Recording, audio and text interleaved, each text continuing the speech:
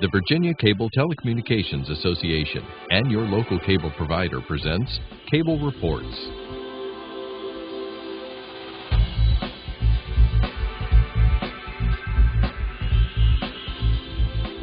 Join us now as Cable Reports brings you up to date on current issues facing the Commonwealth through discussions with your local legislators and other policymakers from across Virginia.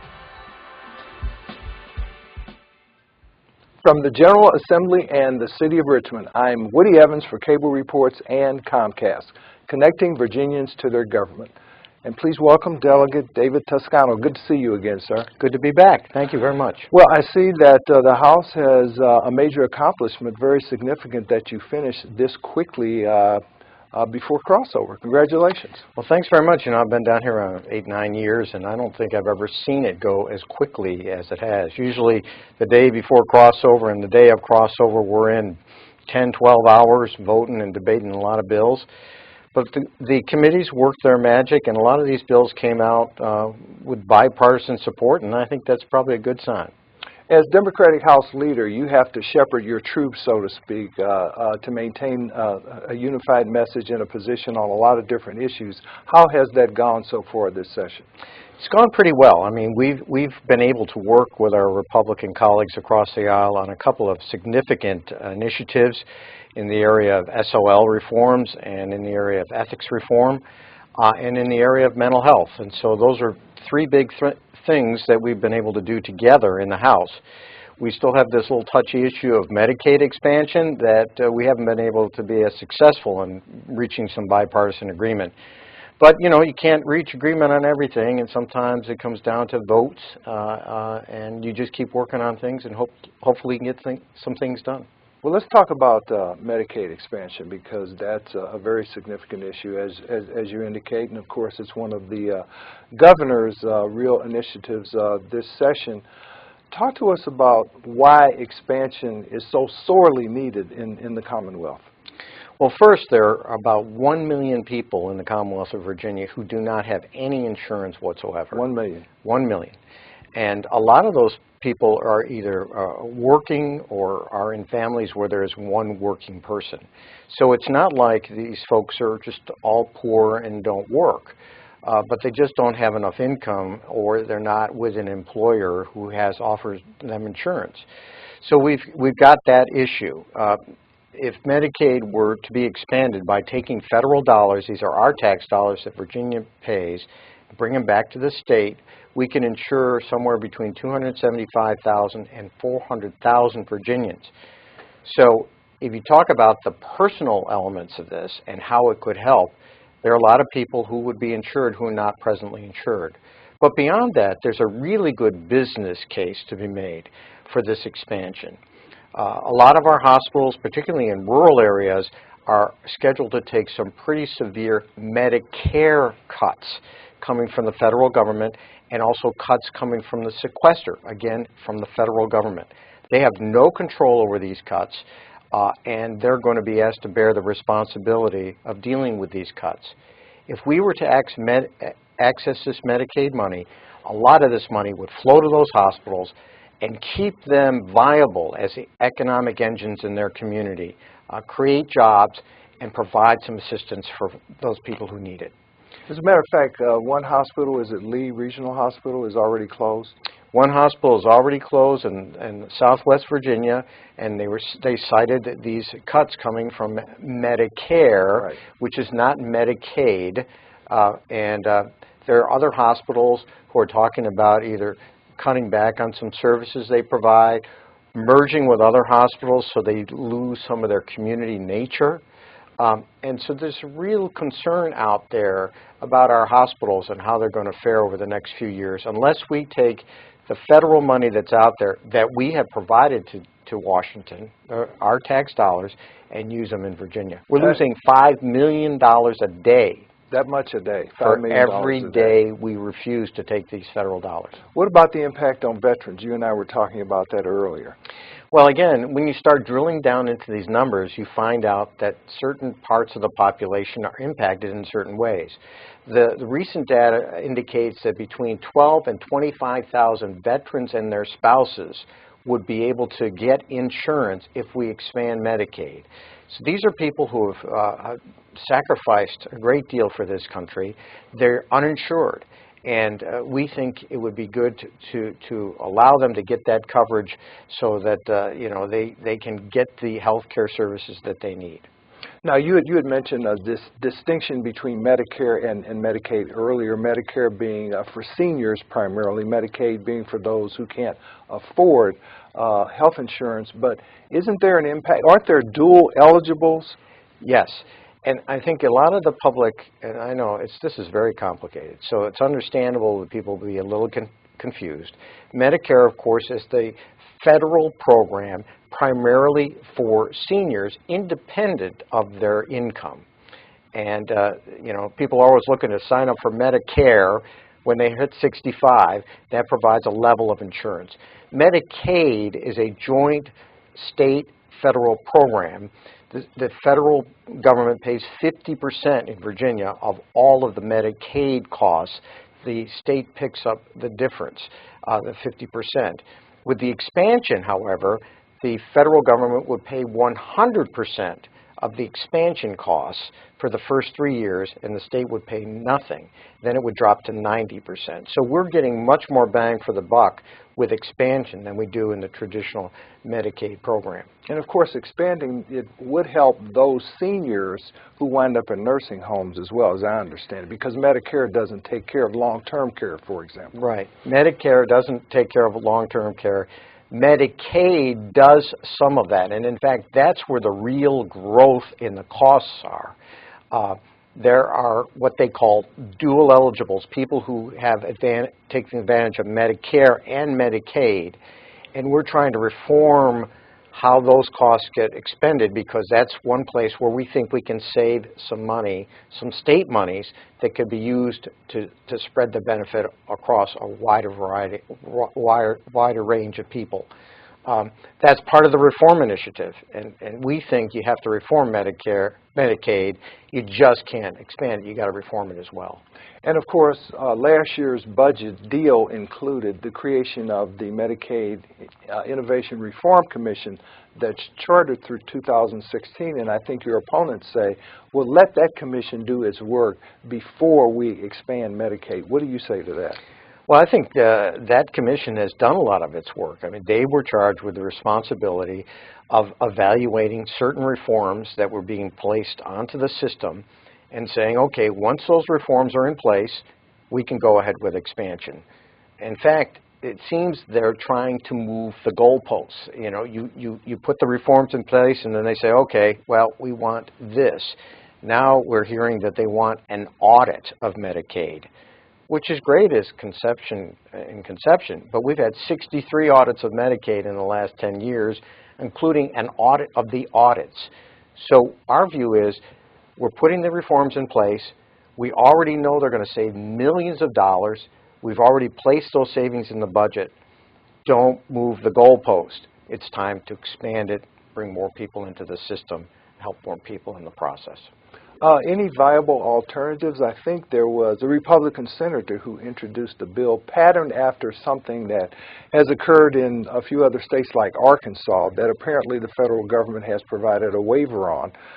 Any alternatives that you see? Well, I think there are alternatives, and I think that there is a Virginia way to do this. There are now 26 states in the country who have accepted the federal dollars. And a number of those states have accepted those federal dollars in different ways. What we're discussing, at least what the Senate is discussing, is what's called a private option.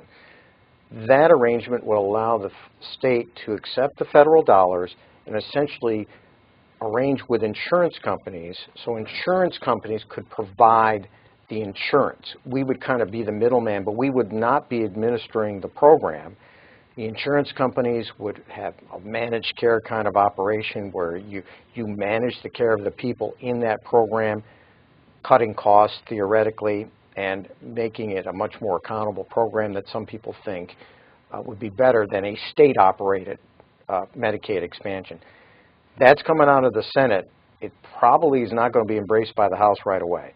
But there are innovative ways to do this.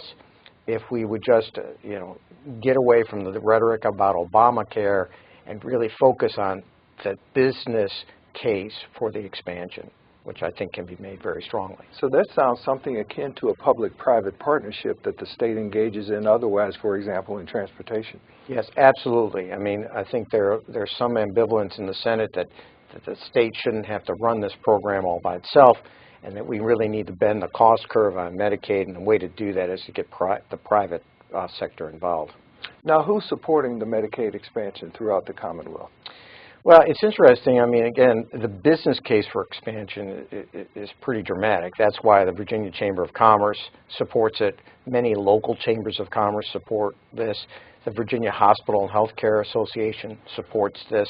In fact, I'd be hard-pressed to point to any interest group that lobbies in Richmond who is opposed to Medicaid expansion.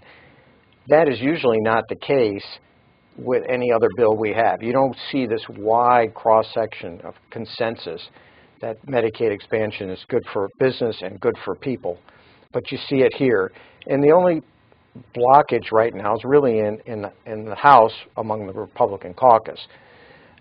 They have legitimate concerns. They're worried about the long-term financial viability of the system. I think that's perfectly reasonable. That's why we need the reforms too. And so let's get them both and move forward. Now, one area of agreement that you did touch on earlier, and that's mental health reform. And I believe there are two versions of one bill, at least, in terms of how long an individual with mental health issues who may be a danger to herself or himself or to others can be detained. One bill, I think the House bill is 24 hours. The House bill is 8 hours. The Right. Senate bill is 24 hours. Obviously, that's going to be resolved in a conference committee, but this issue is larger than the detention issue, is it not? Sure. There are three big bills that are going through the Senate and the House and have crossed over to both sides. One has to do with how long you can keep somebody in crisis against their will, even though you don't have a bed for them. And after Virginia Tech, we worked on that bill and we extended the hours that you could keep a person. Now remember, this person hasn't done anything wrong, Right. but they're being detained by a sheriff in some cases. The only thing they've done wrong is they have a crisis with mental health. So we moved that from 4 to 6 hours. The new House bill moves it another 2 hours, so you could keep somebody 8 hours. The Senate bill, Senator Deed's bill, allows that to go for 24 hours. So those are two bills that have to be reconciled in conference. They will be. We'll come up with a number that works. The second bill has to do with creating a realistic registry of beds so that if somebody comes in with a crisis, you can go on the internet and say, let's see where the beds are, so we can find a bed faster for people. The third has to do with making the state mental hospitals, a western state, for example, the provider of last resort. So if all else fails, you can get somebody into a bed before the time runs out and they have to be released.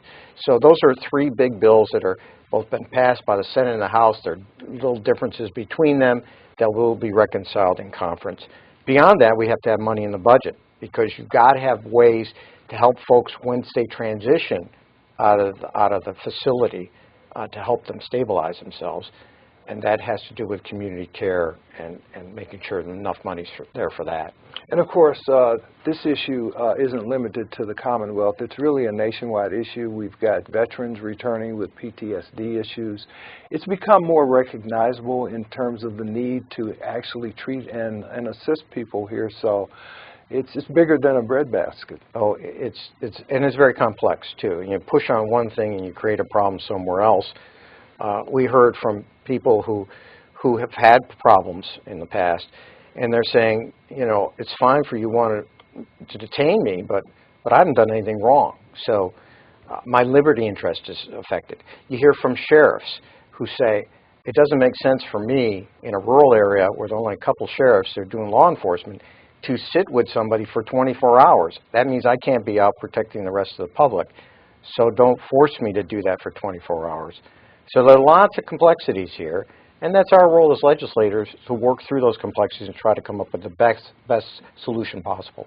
Another big statewide issue that has prompted additional legislation this year relates to a settlement between the Department of Justice and the Commonwealth regarding those institutionalized in our training centers. What's going on there? Well, we haven't embarked on a program long-term to move as many people as we can out of these so-called training centers, which are basically big hospitals, into the community so that they can be served in the community at lower cost and hopefully at a better solution for them. That costs money too, and that does take time.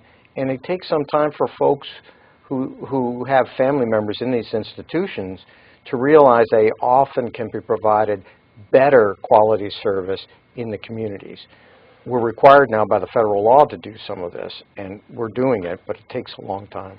So these parents who are concerned actually have adults in these institutions now, and I take it they're concerned about what kind of setting they're going to be in. Obviously, they're satisfied with where they are, but the settlement over time may require some of those centers to close. Right, and you can think about it from their point of view. Here, this may be parents of somebody who's 40 years old, 50 years old now. They're in their 70s. They're seeing the end of their life. They've seen their child in this facility for 20, 25 years, and they're worried, and justifiably so, because they're not going to be there to be the advocate for that person who needs that help. And so they want to make sure that they are protected if they're moved out of the facility that they've been used to for all these years into a community setting, which is a little bit different. You talked about the budget. Let's talk about education, especially pre-K. How important is pre-K, and how much will be devoted, in your opinion, to that issue in this year's budget? You know, it remains to be seen how much is going to be in the budget. There hasn't been a lot of discussion about pre-K down here this year, since everything seems to be focused on Medicaid. There's good business sense to expand pre-K. The Chamber of Commerce and other people have done studies that show that people youngsters who go to pre-K, a good pre-K program, not just babysitting, but a good pre-K program, arrive in kindergarten and first grade better prepared to learn. That shows up later on in test scores and their capacity to be able to succeed in school. It takes money, though. How much money is available in the budget is anybody's guess right now. We're going to see shortly what initiatives will come out, and there'll be, I'm sure, disputes about whether it's enough or not. Some people suggest, however, it makes a lot of business sense to pour more money into pre-K now because remediation costs a whole lot more. Well, absolutely. I mean, it costs so much more to try to get people up to reading at grade level later on in their career as a student than it would be to try to get some front-end loading of educational material, preschool. It's always better to invest in prevention than to deal with remediation later on. Sometimes it's hard to make that sell down here, but I think that's the case. It can also have a potential impact on the building of correctional institutions, as I understand it. That's right. You know, when people are thinking about building correctional facilities, they look at how youngsters are doing in third grade, and they use that as a predictor, which, I mean, is pretty shocking if you think about it. You could predict at that young age what the demographic is going to look like for prison and jail population, 10, 15 years later. But that's what they do. So let's try to change as much as we can on the front end so we don't have people coming out later on who commit crimes and end up in jail. Speaking about predictors, not only for kids K through 12, but also their teachers, talk to us about this need for the reform of these standards of learning. Well, I'm glad you asked that question because I think that over the last few years there's been a bipartisan consensus emerging that we've got too many tests, they're given too often, and they take too much of teachers' time and students' time leading to people emphasizing rote memorization to the neglect of the creative abilities we need to inculcate in our youngsters very early on. So this year in the House and in the Senate, bipartisan changes have been advanced in SOLs. So now that right away, the number of tests that youngsters will take have been reduced from 22 to 17 through grade 8.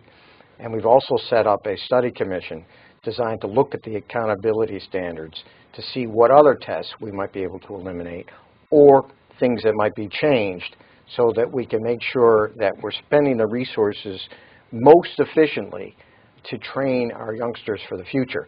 Not only is this good to take away the pressure of the high-stakes testing, but it's going to cut down on costs, and so we can reprogram some of that money into other things like reading initiatives in the 3rd grade, perhaps pre-K.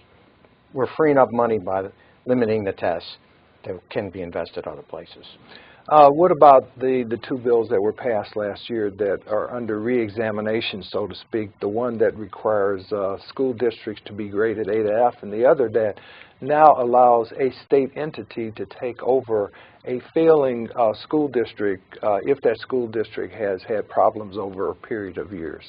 Both of those measures were very controversial at the time, and as we've looked at A through F, people have gotten more concerned over time that trying to put a grade on a school doesn't necessarily tell the whole story. Not only that, but it can have impacts on neighborhoods and when other people want to move into neighborhoods to go to schools. On the school board, on the state taking over local schools, I think you're going to see the governor intervene on that one. I don't think the governor doesn't like that approach. He thinks that local school divisions should control local schools, and I think there might be an effort to defund that whole program. We're going to see what happens with that in the next 30 days.